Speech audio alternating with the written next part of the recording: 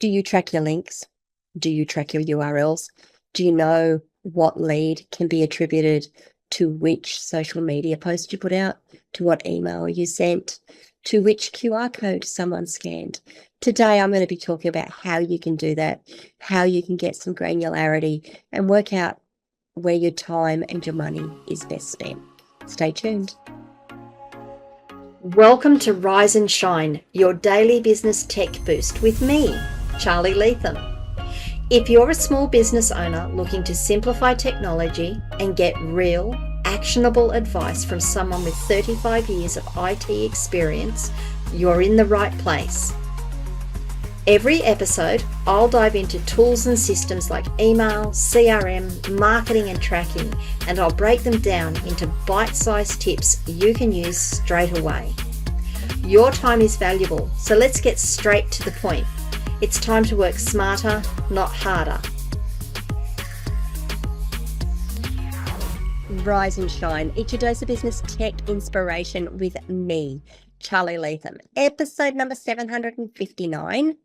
The year is marching on. It is Mindset Monday, and I'm going to talk about tracking links and link tracking and what all that means and why it's important to you and the things that you need to think about and the mindset shift that I think business owners need to take with that. Now, this comes from the fact that I've been working with a business recently and we've been doing a lot of marketing and a lot of traffic generation, and we want to know what is making a difference, what is moving the needle, so to speak. What is working, what isn't, what should we be doubling down on, and what should we just be giving up on and saying that's not working for us? And that's come down to link tracking. So you put a link down somewhere and someone clicks on it and they come to your website. How do you know where they've come from? How do you know which campaign it was that worked? How do you know what it was you did that got that person to come to your website and hopefully eventually convert, and all the things that go around that? So let's talk about that today. Why is link tracking important? Well, I've already kind of covered that, haven't I? There's lots of touch points before someone becomes a lead, prospect, or a customer. There's social media, there's email campaigns, there's print media, there's events that we might run. There's online events we might run. There's podcasts we might do. It might be podcasts that we're guests on. There might be our own podcasts that we're sitting here and blathering at people for. There's networking events. There's QR codes that we might have. They might be on our business cards. They might be on posters. They might be on tables in restaurants. They might even be on our cars, on magnets or on wraps on our cars. Really important to know what is working and what isn't it? So, yeah, we've got lots of different activities that are sending people to our website, to our landing pages, to our booking forms, to our purchase pages. And wouldn't it be nice just to be able to go, that campaign did really well. That campaign that I spent $1,000 on bought me $3,000 worth of sales. That campaign that I spent $2,000 on bought me $1,000 worth of sales, or fizzled, whatever. Wouldn't it be just nice to know? So hard though. So here's what I find, and I can hear some of you already say, but Charly, the social media platforms tell me what people are clicking on. They tell me that people are clicking on my links, and yes, they do. And those reports from each individual platform are useful for understanding for what is happening within that particular channel. However, each platform is only reporting the customer interaction it can see. And here's the kicker. It's something that really floored me a while ago when I sat down and looked at a report and thought, why are these numbers so skewed? When you start aggregating all of those reports together, let's say you've got your Facebook clicks and follow-throughs, and you take that, and you've got your LinkedIn clicks and follow-throughs, and you've got your Instagram, and you take all of those reports and you aggregate them into one big report. That one customer might be represented several times. And what we have seen in the past, and what marketing agencies are seeing, and what finance departments are seeing, is that there's a certain amount of sales being made. Let's say there's been 10 sales made in a month. If you're only making 10 sales, maybe there's a problem, but maybe 10 sales is a lot of sales for you. Let's say you've made 10 sales in a month and you aggregate all of your marketing reports together, and then all of a sudden it's saying that you've got 40 sales. Well, why is that? Well, that's because one client, one customer, one visitor might see you on Facebook and look at your ad on Facebook, and Facebook goes, oh, that's mine, and they tag it, and they put their tagging on it. And then LinkedIn might see it and go, oh, that's mine, they tag it. YouTube sees it, they tag it. So when you pull all those reports together, they say, this customer saw this ad, so we're tagging it and we're claiming it. This is our customer. What did they buy through? How do you know what they've bought through? How do you know which one of those 3 platforms they've bought through? From those reports, you can't. And that's why looking at your reports and aggregating your reports is sometimes really difficult. And that's why I want to talk about link tracking. Link tracking can help. I'm not going to say it's not going to be 100%. I'll cover that a bit later. But link tracking can help. And it can be the additional evidence about where tracked visits actually originated from, where they actually came to your site and made a purchase from. It's not perfect. Trust me. It's a lot better than just relying on all of those individual reports. So let's talk about what link tracking actually is. Link tracking is identifying information and it's being added to your links, to your URLs, and it's used in different marketing activity. It's the same destination. So in my case, it might be askcharlyleetham.com/connect with me. That's the same destination. And I might put that out to all of my networks.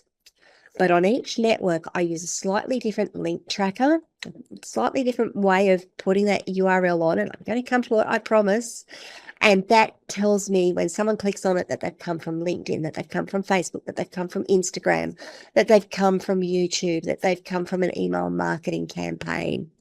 It's the ability, link tracking is the ability to distinguish traffic generated by different sources, different campaigns, and even down sometimes to a different element in the campaign you've sent out. And I'm going to cover that real soon. I know I've got lots I've got to cover in this episode. I hope it doesn't go too long. Okay, so the next thing we need to understand is UTM, Urchin Tracking Module. Let me say that again. Urchin Tracking Module, UTM. If you look at a link, when you click on it from somewhere, it'll come up in your browser bar, and you'll see it's got a whole heap of heap of text, a question mark after the URL, and a whole heap of text after the URL. And most of that is UTM underscore something equals UTM ampersand UTM underscore something equals. It's a whole big long string. That's Urchin Tracking Module. Urchin Tracking Module is actually a standard, or they're actually stacking. Let me try that again. Standard tracking parameters added to a URL. It used to be Urchin Analytics, funnily enough, being Urchin Tracking Module, but it was acquired by Google a while ago now. And it is actually the foundation of Google Analytics. And of course, as with most things Google, it has become a bit of an industry standard. Now, there are 4, I'm looking at my notes here, there are 4 UTM parameters. There's UTM underscore source, and that is the specific place that has sent the visitor to you. So it might be LinkedIn, it might be Facebook, it might be Instagram, it might be YouTube, it might be if you've done an ad share with someone or you've got an ad running on someone's website, it might be, for example, Ask Charly Leetham. UTM source might be Ask Charly Leetham, might be Fred's Warehouse, or whatever. The source is the place that is sending you the visitor. So UTM underscore source is the first one. Most important, well, not the most important, one of the important ones. The next one is UTM underscore medium, MEDIUM, medium. And that's the type of marketing being used. So the 2 that I know of off by heart is social and email. There are others, but UTM medium is the type of marketing being used. The third one is UTM_campaign. And that's groups links belonging to a particular campaign. So in my case, it might be when I send out my August newsletter, it might be UTM_campaign equals August newsletter. So when someone comes through to my site and they do something and they connect with me and I go and look at my stats, my tracking stats, I can see that someone's converted and they've come from my August newsletter. It might be episode 759. That could be a campaign, episode 759, because that could be that is a campaign to me. And it could be, well, someone's watched my episode 759 and they've come through to me from there. So campaign groups all of your links belonging to a specific undertaking. Campaign, we call it campaign. UTM_content. Now this is the one that really kind of it did my head in. I really had to sit and read the literature on it to understand it. This is the bit that distinguishes between where in the campaign, where in the piece of advertising someone clicks. So if you've got a newsletter and you've got a hero image and you've got a link here and you've got another image here and they're all linked, you can actually use UTM_content to say, well, they clicked on the hero image, they clicked on the link, they clicked on this image, they clicked on that image. I'm going to be honest, I don't go that far in my tracking. But if you were doing something like A/B testing on a landing page or on a set of a piece of advertising and you've got different links within the advertising and you were making changes and you wanted to know if the links here, does it make a difference? And if the links here, does it make a difference? That is absolutely where I would be using UTM_content, because that will give me some really good stats about where are those leads coming from. Okay, so I've spoken about what link tracking is, and that's one way of link tracking. It is the most common way. Look, you could do things like have individual links, URLs for specific campaigns. And just count how many people come through that. It's not as good as using the UTM parameters, trust me. So how do you add UTM parameters, bits to your URLs, to your links? Well, the first thing I'm going to say is check the platform that you're using and make sure that it doesn't add it separately. For example, I use Zoho Socials to do a lot of my social media, and I know that when I put my links in, it automatically tags those links with all my UTM parameters. So I know that when it goes out and someone clicks on it, I'm going to get that tracking automatically because Zoho Socials does it for me. I believe MailChimp might add it. I think when you click link tracking on a lot of these, they will automatically put them in. So your mail campaign might do it. Your social media platform might do it. You've got to check it. Make sure you understand whether they do or they don't. Now, if they don't, you're going to have to either build the URL yourself and paste that in, or you're going to have to manually add it. Now, I'm going to say that for the ones that I've been doing, I've been manually adding it. I've got a little lookup list and I'm like, okay, I've got to put out this newsletter on LinkedIn. I'm just going to put in my URL and then add these parameters in. And that tells me that that's come from LinkedIn. That's when I'm doing manual posts onto LinkedIn, for example. So you can manually add them. It's it's not tricky. It's just fiddly and it's painful. Well, I think it's painful and annoying. But I've got to say, the benefits of knowing where my leads are coming from far outweighs all of that fiddly stuff and the annoying stuff. The other thing you can do is use a URL UTM builder. And basically on one of those sorts of things, you enter the destination, you enter the tracking information, and the builder will create the tracked URL for you. As much as I hate to say it, the free one out there, of course, is offered by Google. It's the Google Campaign URL Builder. Just, I hate to say it, Google it, do a search for it and you'll find it. It's free. There's probably lots of things tied to that. But, you put your URL in, they probably use that data for something. It's Google, they always do, but it is free. It makes it easy for you. The other one is utmio.io,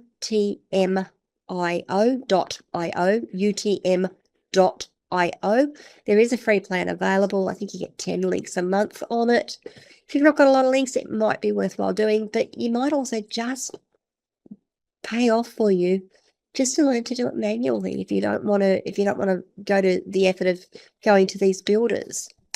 Okay, so that's how the UTM gets tracked or added to your links. That's how the tracking gets added to your links. Where do you use them? Well, you can use them just about anywhere. Absolutely use them online. You should be using them online. Tracked URLs used in social media, email, advertising campaigns, podcast descriptions, partner links. They can go anywhere online. Offline marketing, so print marketing, is where it can really be useful to you. And this is where redirect links can actually come in really handy too. What I would do and what I have recommended my clients do when they do when they do offline marketing, when they do print marketing, we will create a URL that's got the UTM tracking on it, and then we will create a redirect link. If you're using WordPress, I use the redirection plugin. You could use something like Bitly. If you're using a QR code generator that's got the software and you're prepared to pay for it, they'll do it automatically for you. But you add all of that into the URL, and then when you create the QR code, just paste in the link with all of the junk at the end of it. The QR code gets created with it, and Bob's your uncle, that QR code can now be tracked. And just remember that different tracked links can still send everybody to the same destination because that front part of the URL is the same. It could still be askcharlyleetham.com/connect-with-me. And I've got different tracking on the end of it. And it all goes to the same destination. It just gives me where the originators are coming from. I guess the next question you're asking is, all right, well, this is all really good, Charly. This is great. But where do we capture it? How can we see it? Well, website analytics is probably the best place. Google Analytics, I hate to say it, there are others out there, but Google Analytics is one of the kind of the preeminent one at the moment, I guess. You can track your source and destination and campaigns within Google Analytics. I'm not going to go into how you do it, but when you go in, you can set up your reports. You can say, show me my tracking sources, and it will give you reports. It will tell you how many came from a particular source, and if you are following those UTM links through, which I'll cover a bit later, very soon, but a bit later, it will show you where they've gone through your site, and you can actually start to track your visitors through your site. You're not tracking a specific person. You're not capturing personally identifiable information. You are capturing a visit to your site, and you're seeing how they travel through your site or how they travel through your campaign, through your funnel. If you're using forms and booking systems, this is where it gets a little tricky. Often we'll set up a lead capture page and we'll say, okay, we'll track everything in, and we can get the tracking right up to the lead capture page. So great, they landed on the lead capture page, and then they go and enter the form, and we lose them after that. And that's because the forms are not traditionally set up to pass that UTM information through the system. The same with your booking systems. They're not normally set up to capture and track that information through the system or pass that information through the system. So if you're at that next stage, and I'm not going to say this is something you should be doing now, but it's something you should be thinking about if you want to get serious about tracking where your visitors are coming from, what they're doing, the efficacy. Do you love that word? Efficacy of your campaigns. Then you should be starting to think about, well, does my form pass that through? How do I get that information through my form through to the next section? Does my booking system do it?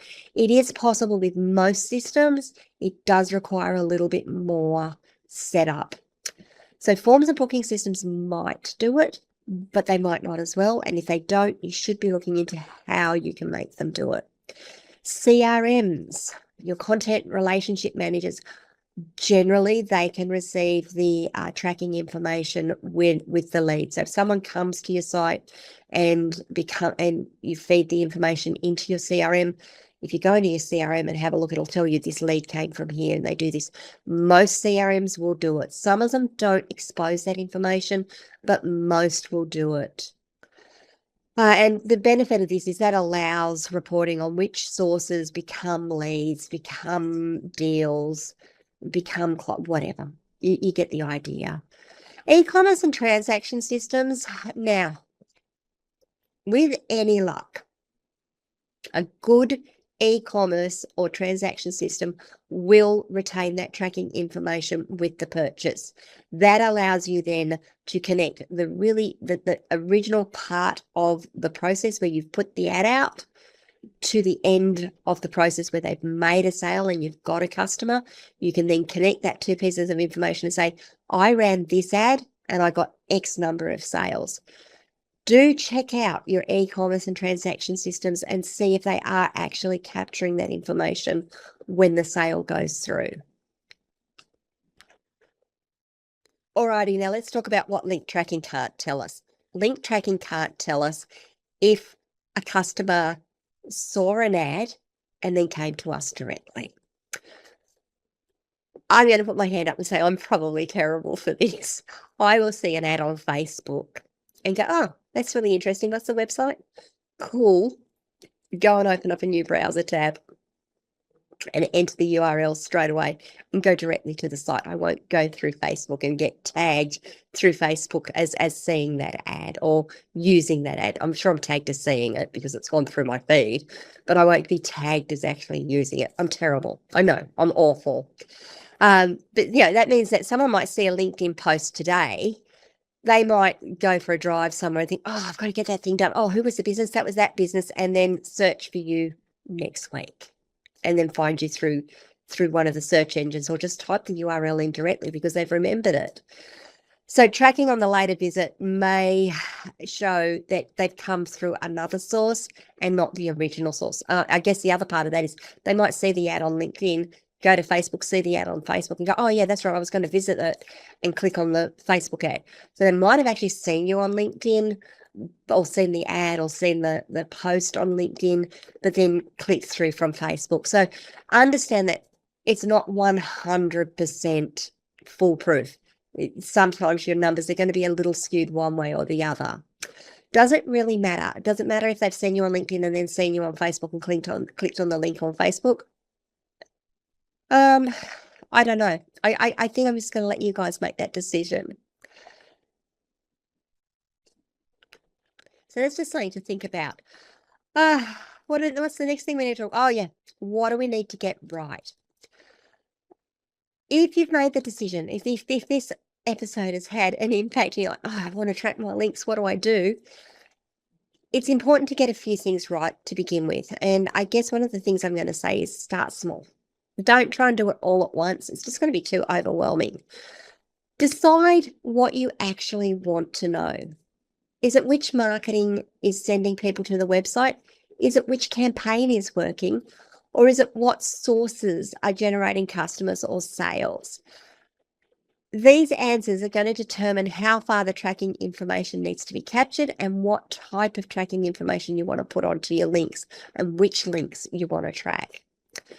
The other thing to remember is be consistent in your naming. If you're using a UTM_source of LinkedIn, all lowercase, all one word, that's going to be different to linked, capital LINKED, capital IN. That's a different source.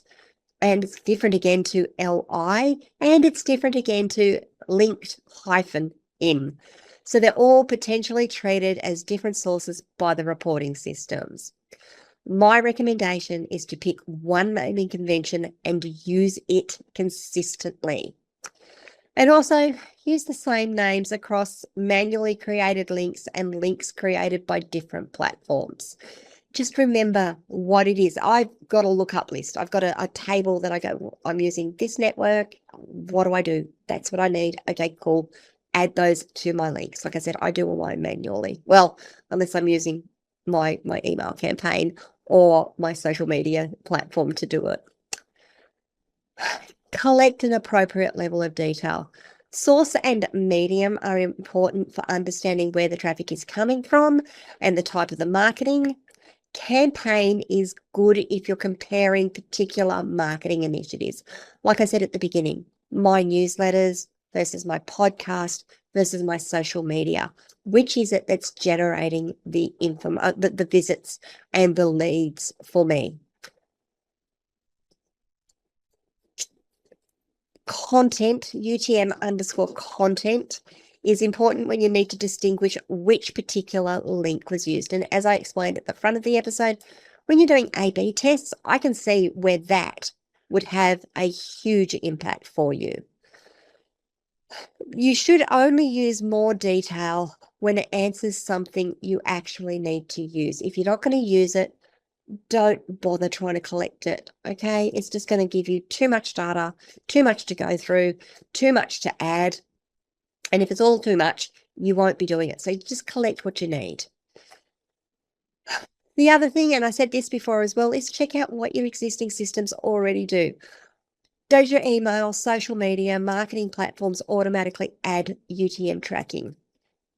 Does your website analytics, because it's not just Google Analytics that track this, but does your website analytics record the UTM information? Do your forms and booking systems and whatever else capture what is necessary and pass that through to your analytics? Does your CRM receive it and retain it against the lead, the contact, whichever it is, the deal that you create? Do your e-commerce systems, your sales systems retain enough information to connect that sale with a campaign or a social media initiative? This is Mindset Monday, so I better do a mindset shift, hadn't I? What is the mindset that I think business owners like ourselves can take from all of this? Well, the first one is stop treating every platform's reported conversions as separate customers. Remember what I said earlier, that each platform might report the same customer as being theirs. So you might be artificially inflating your leads and your sales, and you might be very confused as to why you've only got 10 sales, but you've got 40 reported across all these reports. So that's one of the mindset shifts. The second one is I think we should be using link tracking to improve what we know about where those results are coming from.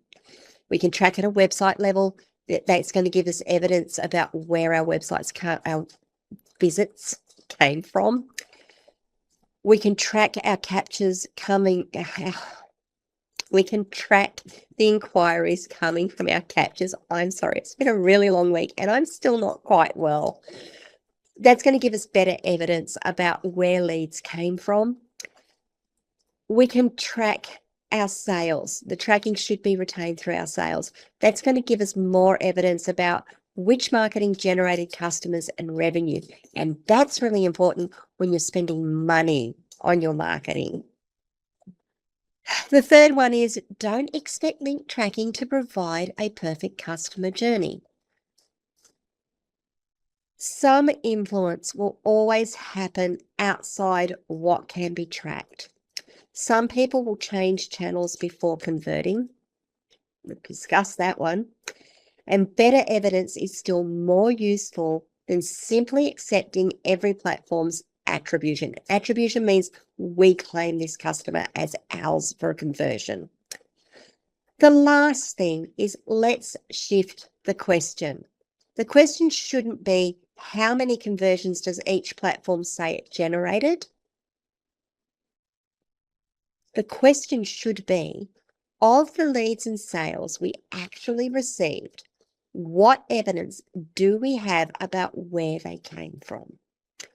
Use that evidence to decide where your marketing dollars and your own time and energy should go. All right, guys. Bit long, I think. I am sorry if it was a bit long. I I'm kind of really into this link tracking at the moment, mostly because I'm doing this journey with this client, and it's really interesting seeing what we're capturing just by refining the fact that we just simply by the fact we've put link tracking on. We're getting some really good data in. I love it. But what do you guys think? Please, please, please leave comments, questions, feedback wherever you're watching or listening to this video episode. I'd love to know what you're thinking, what you're doing, whether you're going to change anything up because of this. If it was useful, please do give the episode a like and maybe share it with a friend. And if you haven't done so already, please do subscribe to the channel and ring that notification bell so you find out when I drop more content. And finally, because I've got to do my own plug, don't I? If you need help with any of your technology, I am a tech wrangler. I work particularly with the online technologies. I can help you guys do any number of things. I've got quite a broad base, reasonable depth. I hope that's coming through. If you need any help, I do offer one free 30-minute breakthrough session. You can go to askcharlyleetham.com. You can click the bright pink button in the top right-hand corner and book your free breakthrough session. If you've already used your session and you still need help and you still want to work with me, reach out to me, DM me, send me an email, log a help desk ticket. We will talk about how best we can work together. I've got a number of packages. I've got a number of ways we can work together. And I like this to be a win-win for both of us. So please do reach out. All right, guys, that's it for Monday. I will see you on Wednesday for Walkthrough Wednesday. Hopefully I won't be quite so croaky. In the meantime, have a great week. Bye.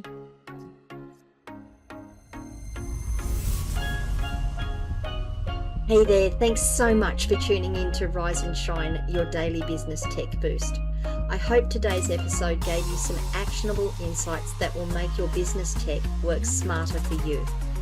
If you found value, be sure to subscribe, leave a review, and share it with other small business owners who could use a daily boost.